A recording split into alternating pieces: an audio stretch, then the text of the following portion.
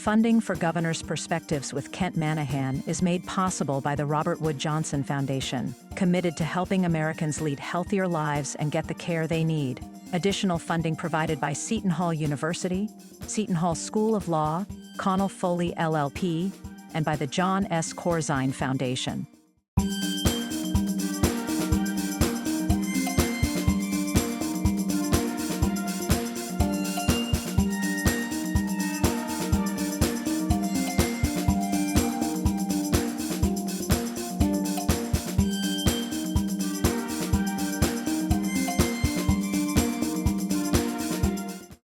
New Jersey is officially known as the Garden State, dating back to 1876, when Camden's Abraham Browning described New Jersey as a garden located between two states, New York and Pennsylvania. New Jersey is home to 9.5 million people living in 21 counties, with nearly 9,000 square miles of farmland, pinelands, highlands, parklands, Atlantic coast, Appalachian mountains, cities, suburbs, national historical parks, and cultural centers. New Jersey was one of the 13 original colonies and is referred to as the crossroads of the Revolution. Both Princeton and Trenton briefly served as the nation's capital in the late 1700s. The New Jersey Plan of 1787 was an important proposal at the Constitutional Convention, adopted to ensure all legislatures in each state will have equal state representation. It was a commitment designed to protect small states from being dominated by larger ones. New Jersey led the United States to the Industrial Revolution, and the state's ports and military bases have and still play an important role in the economy and defense of the nation. People around the world followed the news of the 1932 kidnapping of aviator Charles Lindbergh's young son from the family's Hopewell home, and for the 1937 Hindenburg airship disaster, involving dozens of fatalities in Lakehurst. Orson Welles' The War of the Worlds fictional radio broadcast in 1938 caused widespread panic among some 6 million listeners who thought a real Martian invasion was actually occurring in Grover's Mill, New Jersey. Many fled their homes in panic. Thomas Edison established the world's first industrial research laboratory in Menlo Park, and Albert Einstein, the founder of modern physics, who knew and respected Edison, lived and worked in Princeton. Renowned American poet Walt Whitman lived in Camden till his death in 1892. The world, of course, knows Bruce Springsteen, one of the best-selling musical artists of all time. He grew up and still lives here on his horse farm in Colts Neck. Jackie Kennedy had a country home in Somerset County. Actress Meryl Streep grew up here, as well as Frank Sinatra, Whitney Houston, Jack Nicholson, and Queen Latifah, Martha Stewart, Danny DeVito, Charlie Puth, Halsey, and Dionne Warwick, to name only a few. Travelers from across the globe come to visit famous landmarks here, including Ellis Island and the Statue of Liberty, the Atlantic City Boardwalk, Patterson Great Falls, MetLife Stadium, home to the Giants and Jets and upcoming World Cup matches, and of course, the New Jersey Shore, as well as the Delaware Water Gap, the Sandy Hook Lighthouse, the Battleship New Jersey, and the Pine Barrens. Yes, New Jersey has had quite a history and remains one of the most important states in the country due to a skilled, highly educated workforce and a prime location between New York and Philadelphia, drawing international business investment, including pharmaceuticals, banking, wealth management, energy and technology giants, as well as advanced manufacturing. New Jersey is a Democratic-leaning state with a full-time legislature, a highly regarded Supreme Court, and the most powerful governorship in the country. All of this, New Jersey's rich history, the power given the governor under the state constitution, the issues, the laws, the politics, the diverse population, all deserve analysis and perspective. That concept is why Governor's Perspectives went on the air more than a decade ago to help us, New Jerseyans, better understand how government operates from those we've elected to the office of governor from both sides of the aisle. Here's a look back at some of those Governor's Perspectives discussions that we hope have helped our viewers over the years to know more about how government works for us. Governor, you signed the Casino Control Act back in 1977, and on that day you used a famous phrase. I think the phrase I used was, I told the mob to stay out of Atlantic City. How did that come to be? What were you thinking when you delivered that line? Because what was the warning? that was the whole incident. The whole opposition to legalized gambling was that you couldn't patrol it. And I had made the promise that I would keep gambling clean. And I did. Well, certainly you are known for your one-liners, Governor. I've been in the room a number of times when you've brought the house down with your one-liners and your sense of timing. And that comes through in this book, even on the last page of the final chapter in the last lines. Oh, I want to be buried in Jersey City so I can remain active in politics. That is quoted often. What are you most proud of, do you think? Just that my record is in that book. And what do you want New Jersey to remember about Brendan Byrne? That he was a man who couldn't be bought. Would you share with us, governors, one of your favorite places in New Jersey? Maybe a place to relax or take your family or just spend a few days away from home. Governor Kane? So many of them. There's a wonderful place called Sunfish Pond, which is one of the few left glacial lakes up in the Kittatinny Ridge, right over the Delaware River. Beautiful place. Sometimes you see eagles swoop over the Delaware. You wouldn't even know you were in New Jersey.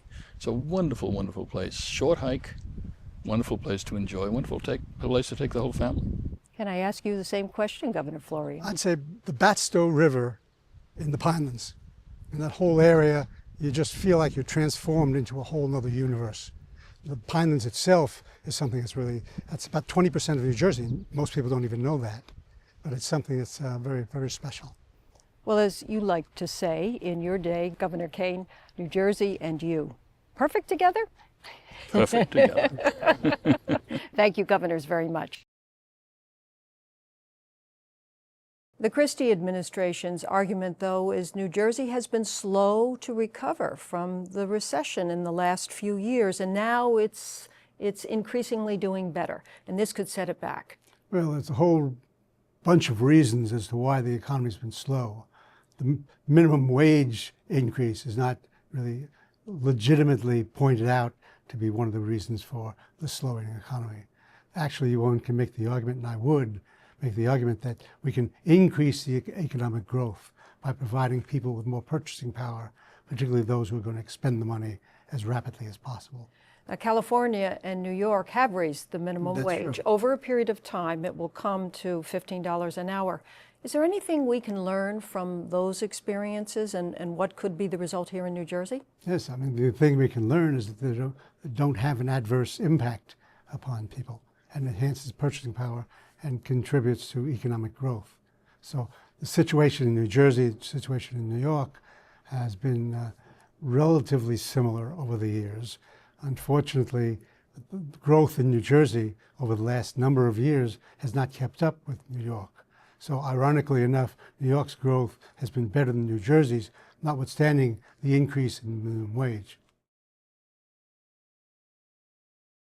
What it means for the state, as you can see when you look out there at the hay fields, the hay's all in now, farmland tends to be better drained and pretty flat, which makes it easy to develop. So there's a lot of pressure on farmland to be developed because of what it means. It cuts costs for the developer. So with the Farmland Preservation Program, we've been able to make it economically viable for farmers to keep the land because so many want to. They'd like to pass it down. They'd like to be able to afford to do that. This way, they sell the difference between the assessed value as farmland and the assessed value where it developed. They can keep that money. They can sell the place and keep the money that they get from the sale, but it can never be developed. New Jerseyans certainly understand the need for preservation in our state. Certainly when we go to vote and there's a bond issue on the ballot, overwhelmingly residents vote in favor of preserving our land. Yes, we really have figured it out. As the most densely populated state in the nation, people appreciate what it means. And even when we had the billion-dollar bond issue on the ballot in 1997, people still voted both for that and for their local bond issues. They will vote to tax themselves more in order to preserve the open space because they understand what it means for the economy, what it means for their way of life, and the ambiance it provides. So we certainly want to keep the garden in the Garden State. Without question. Governor Kane, you spent a good part of your career in education. As a professor, you taught history, president of Drew University. Help us to understand the need and the value of early childhood education.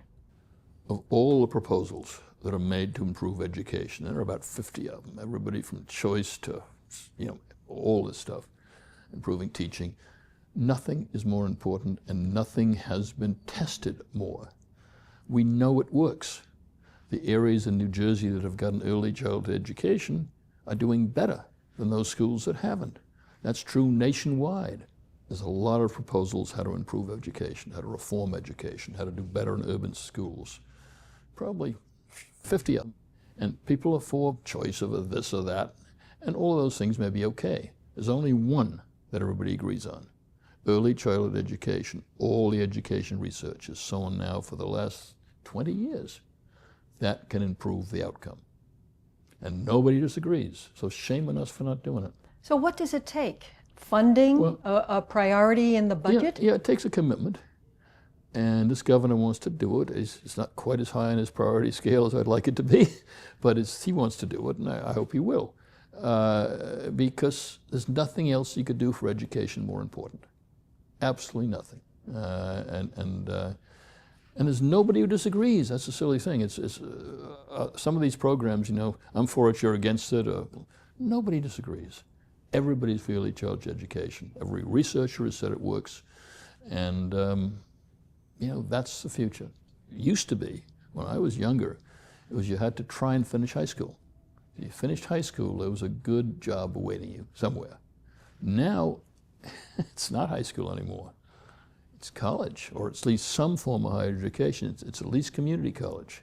If you don't have that, every study shows your income is lower than your neighbors. And you cannot really escape lower middle class or even less without having that education. We know that. Only a handful of states have moved to legalize recreational marijuana. Will New Jersey take that step, Governor Cody? What's the status at this point? Well, it's up in the air right now. I think in the next 4 to 6 months, you'll probably see a vote, as long as they have the votes. We're not sure about that. And, there's some people like myself, I don't like the recreational, the medical marijuana is fine with me. If you want to decriminalize it, fine with me. So it's going to be interesting because it's been talked about for a good 2 or 3 years now and never put up for a vote because the votes necessarily weren't there. But now we have a governor who clearly is in favor of it. So obviously there are still issues to be resolved. As you indicated, Governor Murphy campaigned on this issue of legalizing recreational marijuana. So the process, Governor DeFrancesco, appears to be more complicated than originally thought. So what are the challenges that you see? Well, on the one hand, you can do a poll and most people, I guess the majority of people say it's okay, right? But then it's that same majority of people, if you started asking them questions, they would probably disagree on a lot of the issues. For example, are you going to let municipalities opt out of this issue? Or, are you going to preempt them? Are you going to have prosecutors and police chiefs calling their legislators saying, "Don't vote for this. We don't think this is a good idea"? That's already happened. As they said, that there's a lot of, Governor Cody said, there's a lot of. We already have these issues with alcohol. We're going to have the same issues with marijuana in many cases. How do you redefine statutorily driving under the influence of marijuana or other drugs? So it's very complicated. And what about the tax? Do they agree on the tax? And I don't even think they agree on that. How do you assess the state of gambling in Atlantic City today, Governor Kane? In your analysis, what's happened over the years? Well, it's in a sad state. I mean, it's never fulfilled its promise to the city, particularly for African Americans who live in that city, and not really, their lives hadn't really been improved at all, unfortunately, and the promise was that it would. Gambling itself, because in the early years when they're making such money hand over fist, they all took it with them, instead of using it to redevelop the city in a way that would help preserve the industry when other people got gambling. So they never took it to make it into a family resort. They never did it to expand certain facilities. They never used the money that they made for those purposes. And so it was short-term gain over long-term hope. And the result is we're having problems in Atlantic City today, competing with a lot of other venues now, and Atlantic City's not doing that well. Have you heard from Republican Party leaders, from colleagues, from other GOP people around the country, giving you an attaboy, you did the right thing, good for you, you're taking on the conspiracy theorists and talking about truth? Have you heard from those people that you've done the right thing? I have, from a number of them. And then there's been some who've whispered it because they don't want to be heard publicly. More whisperers than not? More whisperers than not, sure, still at this point. But what I was doing in writing the book, Kent, was to give everybody else cover. No one could call me a never Trumper. When I dropped out of the race in 2016, I was the first. Yep, I was the first major elected official in the country to support Donald Trump. I chaired his transition. I, chaired his opioid commission. I prepared him for the debates in 16 and in 20. But he crossed the line on election night of 2020 when he stood in the White House and said that the election had been stolen when he had no evidence that it was. And that conduct has continued now for the better part of the next 15 months. And I'm sorry, I can't support that. I can't support leading the American people to believe that somehow this election was stolen when all the evidence, as I lay out in my book, is quite to the contrary. Wouldn't this be a root, this effort going on now? I have to tried bring about so many change? times to change the Republican Party from within it. I mean, I have started groups that have worked on that. And that's what happened to Andrew, too. And we were just part of the last... Andrew Yang, yes, the co-founder. We both tried to work to get our parties back to the center from within this existing system. There's no way to do that because the two major parties have such a strong hold on everything that they don't want that challenge, and they put all kinds of hurdles in front. I mean, it's almost impossible to become a third party here in New Jersey. They make it very, very difficult. Some states, they change the rules. As soon as they see a third party starting to take off, they change the rules and make it even more difficult to become a recognized party. Do you see the fact that J.D. Vance is the vice presidential candidate on the Trump ticket as an indication that MAGA just has the future of this Republican Party in its hands? Tell me about that. I do. I unfortunately do. I mean, I grew up in the Republican Party. My parents were part of it, my grandparents. I hate to say it, but yes, there isn't a Republican Party today.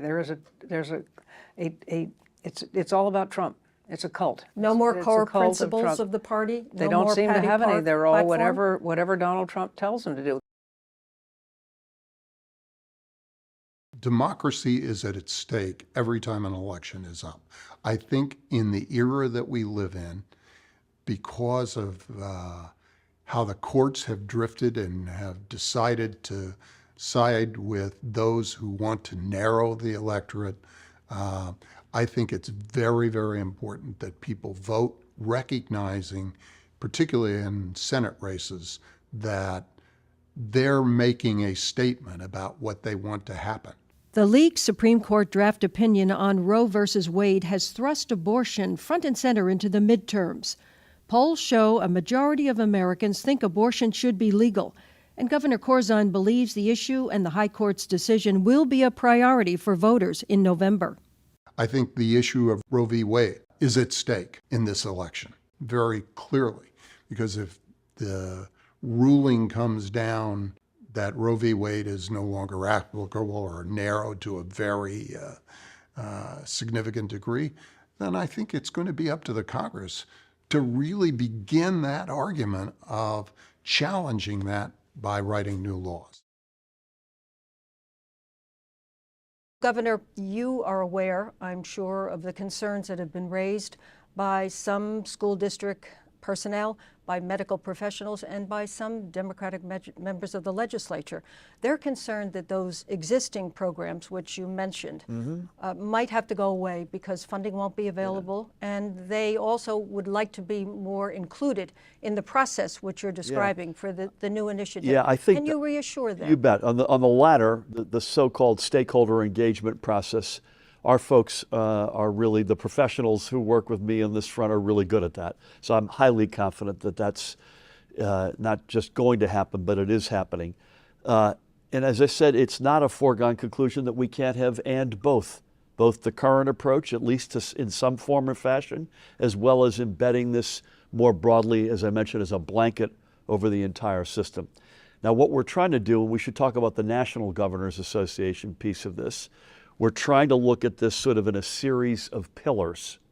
Explain that to us. Yeah, so but let me go to the end of the story. When I finish being the chairman next July, in Atlantic City, I might add, our hope is to have a playbook for all American governors to be taken off the shelf and say these are the variety of ways that we can tackle strengthening mental health among our youth. And we sort of break this down into pillars. We travel around the country to make sure we get a good regional approach. We started in Salt Lake City in the Mountain West, and then we'll be moving probably out west, upper Midwest, south, ending up in Jersey. Do governors tend to look to Washington to run for president? Is it kind of a natural next step? Some of them do. It doesn't help their governorships. In what way? It's distraction? It's a very tough job being governor of New Jersey, and you've got to concentrate on the people of New Jersey and what you can do for them. You start thinking what you're going to do down the road in Washington. Then you start worrying about fundraising nationally, then you start worrying about what you do in the governorship, how it's going to affect the national campaign, and they're not good governors when that happens. New Jerseyans don't like people taking their eye off the ball. We don't have a huge amount of press coverage in the state. We don't have a lot of television. I don't have to tell you this. And you need to have the bully pulpit of the governor working on New Jersey issues. So did you think about, at any point, running for governor? Of course. Did people ask me about it? But I never got like, oh, I gotta run for governor. No, not at all. I was happy being the president of the Senate.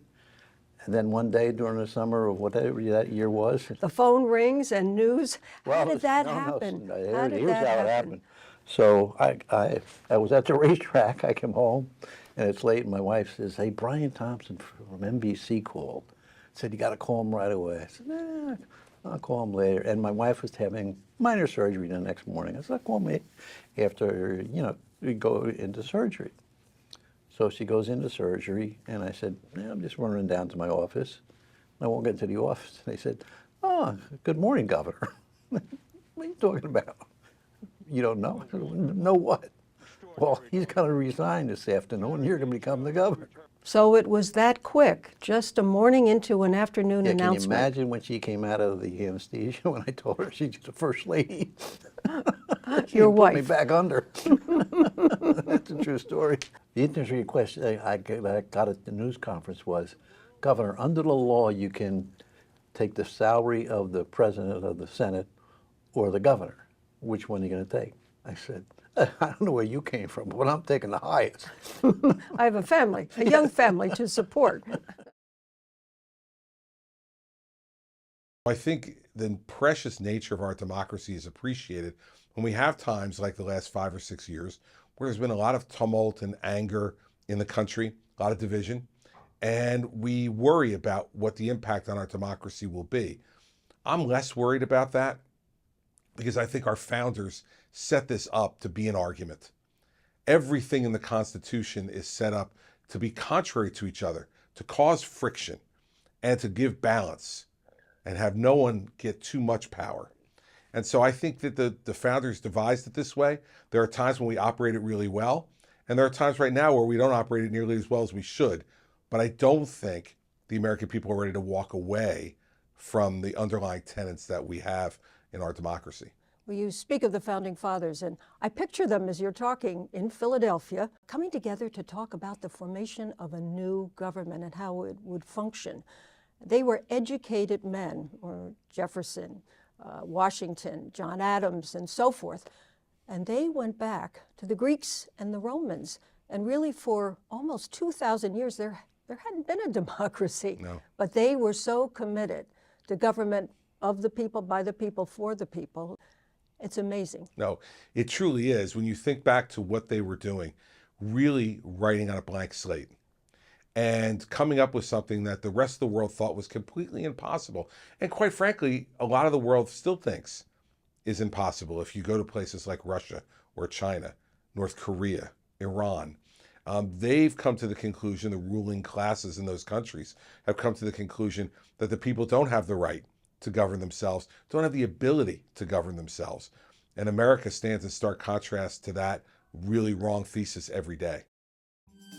Funding for Governor's Perspectives with Kent Manahan has been made possible by the Robert Wood Johnson Foundation, committed to helping Americans lead healthier lives and get the care they need.